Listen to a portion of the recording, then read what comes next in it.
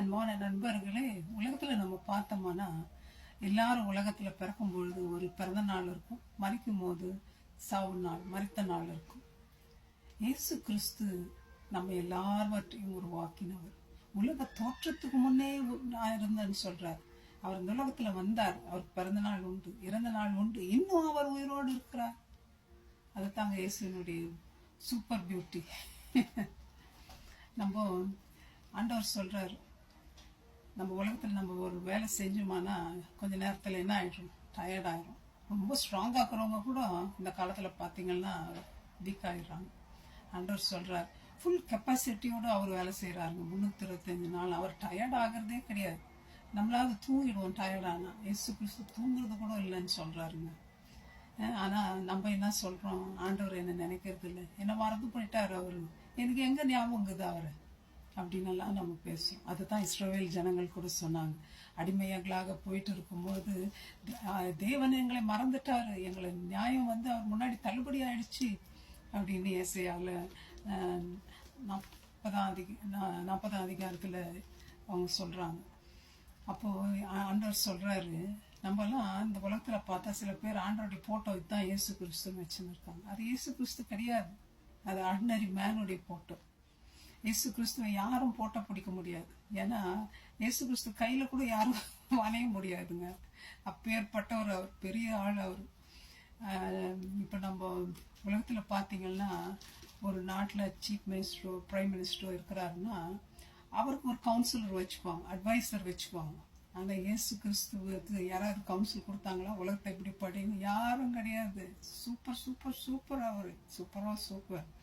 அவர் ஞானத்தை யாருக்குமே ஒப்பிட முடியாதுங்க.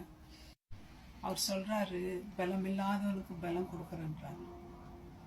அவங்க எல்லாம் என்ன பண்ணுவாங்களாம், கர்த்தருக்கு காத்திருக்கிறவர்கள் அவங்க எல்லாம் புது பலன் அடைந்து கழுகுகளை போல சட்டைகளை எழும்புவார்கள்.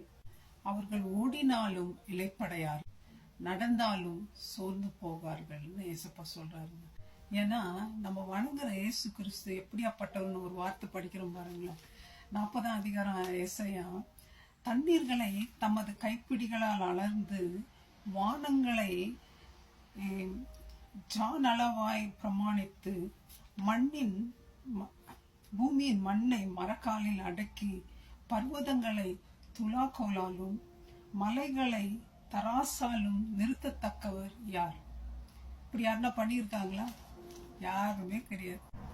அப்பேற்பட்ட பெரிய ஆண்டவரை நம்ம வணங்குறோம். நம்ம போய் ஆண்டவர் என்ன மறந்துட்டாரு நினைக்கிறதுன்னு சொல்லலாமா? அவர் 365 நாள் நம்மளே நினைச்சிட்டு இருக்காருங்க. நீங்க எந்த கஷ்டத்துல இருந்தாலும், எவ்வளோ டயர்டா இருந்தாலும், நடக்க முடியாது இருந்தாலும், பேச முடியாது இருந்தாலும், என்ன வியாதி இருந்தாலும், நான் உங்களுக்கு சொல்றேன் ஃப்ரெண்ட்ஸ், அவரை மாத்திரம் நம்புங்க, அவரை கேளுங்க, அவரிடத்துல சண்டை போடுங்க, எனக்கு சுகம் கொடுங்க ஏசப்பான்னு. கண்டிப்பா உங்களுக்கு கொடுக்குறாரா இல்லையான்னு பாருங்க. நான் கூட நிறைய முறை எனக்கு ரொம்ப டயர்ட் ஆகிடும், கால் கஷ்டமாக இருக்கும், நடக்கிறதுக்கு ரொம்ப வேதனையாக இருக்கும். அந்த நேரத்துலலாம் ஆண்டுகிட்ட சண்டை போடுவோம். இன்னும் சண்டை போடுவோம், ஏசப்பா முடி ஊழியத்துக்காக நடந்த கால்கள், இந்த கால்களை நீத்தம் பலப்படுத்தணும், ஸ்திரப்படுத்தணும், எந்த சிம்டம்ஸும் எனக்கு வரக்கூடாது. செகண்ட்ஸில் ஆண்டவர் விடுதலை கொடுப்பார். ட்ரை பண்ணி பாருங்க, கண்டிப்பாக உங்களுக்கும் விடுதலை கொடுப்பார். அவர் எல்லாரையும் நேசிக்கிற தேவன். டெஸ்ட் பண்ணுங்க, என்ஜாய் பண்ணுங்க. இயேசு கிறிஸ்து உங்களை ஆசீர்வதிப்பார், விடுதலை கொடுப்பார். May God bless you, my friends. Thank you. Bye bye.